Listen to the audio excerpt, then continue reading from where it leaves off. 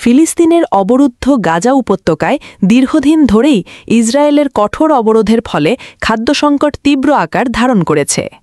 এই মানবিক দুর্দশা মেনে নিতে না পেরে মিশরের নাগরিকরা অসাধারণ এক মানবিক উদ্যোগ নিয়েছেন।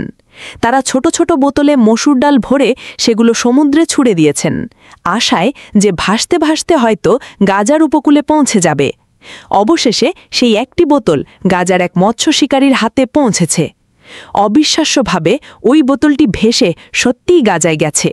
যা পেয়েছেন গাজার এক মৎস্য শিকারী। বোতলটি হাতে নিয়ে এক ব্যক্তিকে বেশ অচ্ছ্বাস প্রকাশ করতে দেখা যায়। তিনি জানান আজ তারা কিছু খেতে পারবেন। সংবাদ মাধ্যম টিআরটি ওয়ার্ল্ড ভিডিওটি প্রকাশ করেছে।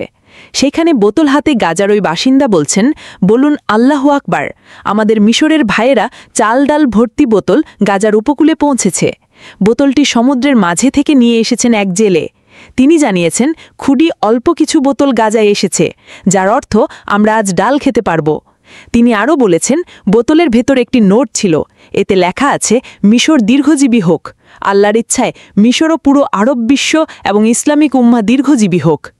এর আগে গত 23 জুলাই এক মিশরীয় সমুদ্রের পাশে দাঁড়িয়ে কয়েকটি বোতল ছুটতে থাকেন, যা কেউ একজন ভিডিও করেন। ওই ব্যক্তি বলতে থাকেন, গাজার ভাইরা আমাদের ক্ষমা করুন, আমরা এর বেশি কিছু করতে পারছি না। এইদিকে গাজার পাশেই মিশর অবস্থিত, তা সত্ত্বেও গাজার জন্য শক্তিশালী এ মুসলিম দেশটির সরকার কিছু করতে পারেনি।